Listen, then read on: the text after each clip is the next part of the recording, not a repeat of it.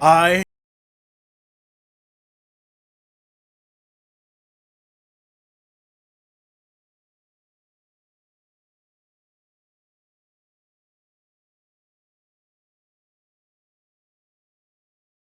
Hello everyone, Soberoni of G&A Reviews here, bringing you a servant spotlight for the man, the myth, the legend himself, Muramasa. We'll be examining his stats and skills, as well as going over pointers on how to utilize him effectively, and an overall grade comparing him to how he stacks up to the other 5-star servants. So if you have your Katana Catalyst ready, then make sure you hit that like button, subscribe, and ring my bell so you can catch all of these spotlight videos as they go up and you can help out the channel. And now, onto Muramasa's stats.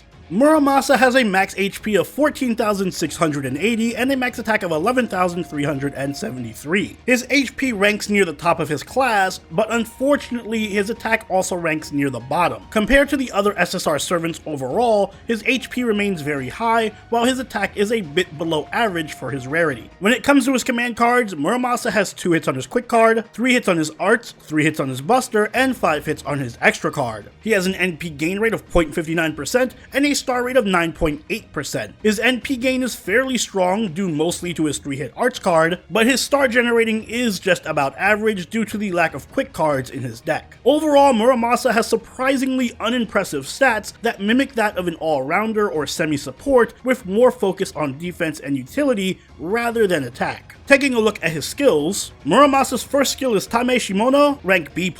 This skill increases his arts, quick, and buster card effectiveness between 30 and 50%. It also increases his crit star absorption rate between 500 and 1000%, and grants him between 5 and 15 crit stars, all for 1 turn, and all depending on level. His second skill is Karmic Vision, rank A. This skill grants him Ignore Invincibility for 1 turn, and it increases his crit damage against enemies with evasion or invincibility for 1 turn between 50% and 100% depending on level. It'll further increase his star generating rate and increase his critical damage for 3 turns, both between 50 and 100% and both depending on level. And finally, his last skill is Blaze, rank EX. This skill increases his own NP gauge between 30 and 50%, and it grants him a buff for 3 turns, which increases his NP gauge between 5 and 10% every time he attacks with a card, both of these effects depending on level. As for his passives, Muramasa has Magic Resistance rank B, which increases his debuff resist by 17.5%, Territory Creation rank A, which increases his arch card effectiveness by 10%, Appreciating the Aesthetics of a Sword rank A, which increases the party's crit damage by 5%, and the Ominous Present Head rank B, which increases his own damage against king enemies by 20%.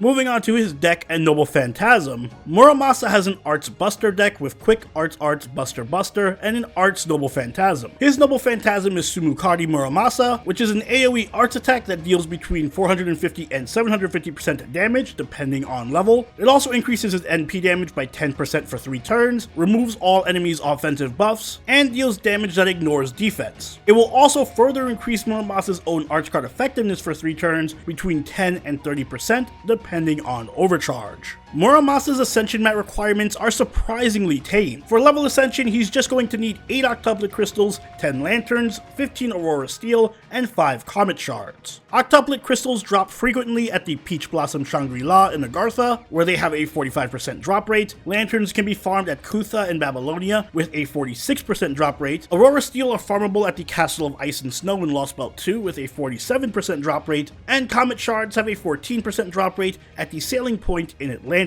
For skill ascension, Muramasa is going to require an additional 15 lanterns, 15 octuplet crystals, 24 magatamas, and 10 demonic flames per skill. Magatamas drop at the castle town in Shimosa with a 47% drop rate, and demonic flames are a new mat that can be found at Suzukuban in Heian-kyo, where they have a 13% drop rate. What a month for servant releases. We keep getting hit after hit. First we got Domon, a top tier quick looper, then Ibuki, a top tier buster looper, and now Muramasa is nearly here. Will he complete the trifecta and bring us the holy trinity of quick, buster, and arts loopers? Yes he will. I don't think it's a secret by now, but Muramasa is pretty damn good, although surprisingly you wouldn't think that from his stats. His attack is surprisingly low for an offensive servant, and the rest of his stats outside of HP aren't much to write home about. But like with all great servants, Muramasa has a way of fixing his shortcomings through his kit. First off, Muramasa is definitely a contender for the most busted set of passives ever put on a servant. Territory creation on an Arts Looper is astoundingly powerful, especially when combined with Muramasa's other buffs. The team-wide buff to crit damage is just free DPS for the whole team, and most shockingly, he has a full-on 20% damage buff against king enemies, which is very large for a passive special modifier. And in case you're like me and you haven't been keeping track of how many kings we have in FGO, there's a lot. All this, and we haven't even touched his active skills. His first skill, Tame Shimono, is a tricolor mana burst very similar to Emiya's projection skill. But in addition to buffing all of his cards by 50%, it also massively increases his star absorb and generates 15 crit stars. This skill is essentially Muramasa's I'm gonna go ham button. It provides a serious buff to all of his damage, especially his NP, and it dramatically increases his NP gain as well. So it's very strong for fueling his looping. The Star Absorb combined with the Star Bomb also nearly guarantees a crit from Muramasa, so it's very strong in Brave Chains. Essentially, Muramasa is able to deal immense damage even to a single enemy while this skill is active. However, it only lasts for a single turn, so you should save it for when you have a Brave Chain or when you need a little bit of extra NP gain for looping. The cooldown is short though, so in longer fights, Muramasa can absolutely use this skill multiple times. And while we're on the topic of looping,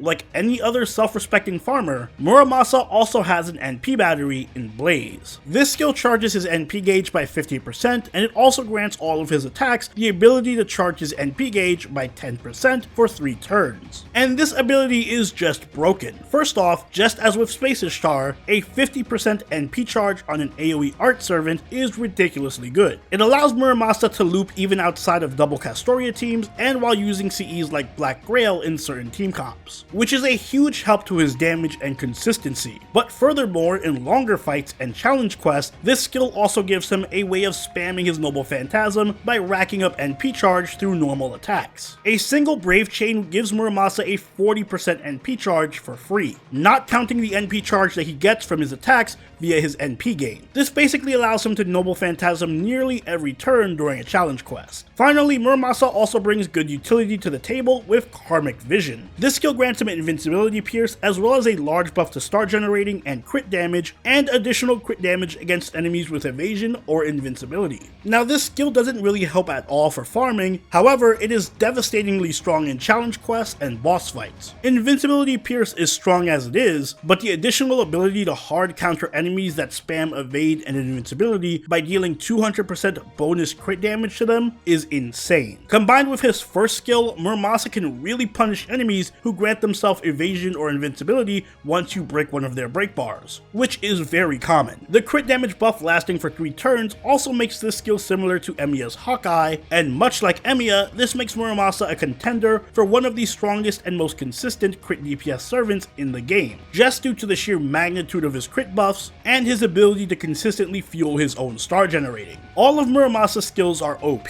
but you should level his NP battery first since it helps the most for farming, followed by his card buffs next for the same reason, and then Karmic Vision last. Mana loading and extra attack up are also both worth picking up as a pen skills, but of course go for mana loading first. Muramasa's Noble Phantasm is an AoE arts attack that increases his NP damage and arts card effectiveness, ignores defense, and removes all offensive buffs from enemies. This is a tremendous NP from both a utility and a farming perspective. In terms of challenge quest utility, Defense Pierce combined with Invincibility Pierce means that Muramasa has a way of bypassing nearly every form of protection that an enemy can have. He can also remove all of their offensive buffs, which greatly cripples them. From a looping perspective, the NP damage and arts buff both last for 3 turns, which means that they stack after each NP. That means Muramasa's Noble Phantasm is going to get stronger the more times you use it in a row. By turn 3, aka the last wave, Muramasa is getting a free 30% buff to arts and a 30% buff to NP damage on top of any other buffs he has active. And don't forget that free 10% from territory creation too. Because Muramasa's kit is just so chock full of steroids, he is a very snowbally servant who gets more powerful as the fight goes on. That combined with his plethora of utility buffs and crit buffs makes him an elite crit DPS and extremely good at any kind of challenge quest content.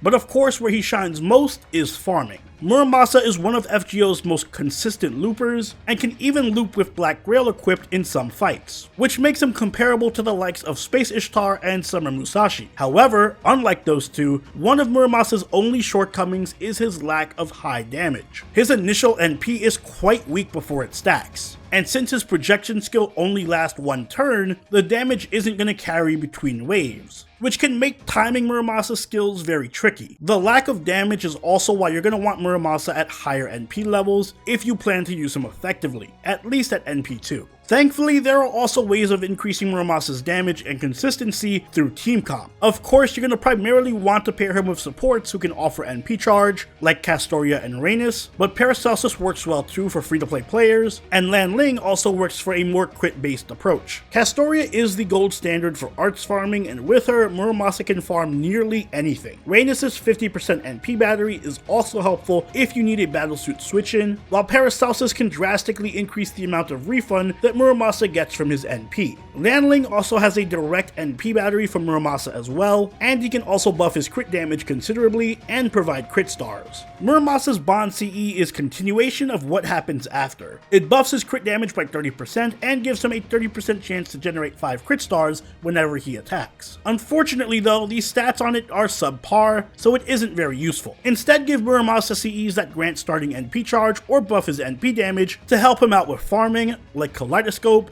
Black Grail, Painting Summer, or Dive to Blue. In the future, as usual, go with Ocean Flyer. It's perfect for arts loopers since it provides good NP charge, arts buffs, and gives full attack stats. For command codes, crit buffing codes like Heavenly Child of Karama work well with Muramasa, especially if you attach it to one of his arts cards. Overall, Muramasa lives up to his reputation as a serious badass. He excels at farming thanks to his huge 50% NP battery and his stackable arts buffs, but he can also be a top tier DPS in challenge quests and boss fights due to his high utility and heavy crit damage. His projection buff can be a little bit counterintuitive to his farming since it only lasts for one turn, and his damage does fall short of Space Ishtar, which prevents him from being as consistent as her, but all in all, Muramasa gets an S from me. Is he the best arts farmer in all of FGO? No, but he's top 3 in my book, and the sheer amount of utility that he offers outside of farming, like being a top tier DPS for challenge quests and having incredible versatility and playstyle, makes him arguably one of the most complete all-around servants in the game. Simply put, he's just elite at everything. And those are my thoughts on Muramasa. If you're looking for a pure arts farmer, then I'd say wait until Space Ishtar's raid up about a week after New Year's. But short of her, Muramasa is still one of the best all-around servants in FGO. But what do you think? Respectfully, let me know in the comments down below, and if you enjoyed this video, don't forget to leave a like and consider subscribing if you really enjoyed the video. Join the party over in our Discord, chill with us on Twitch, and follow us on Twitter, all linked in the description down below, and I'll see you all in the next Servant Spotlight. So Brony out. Later.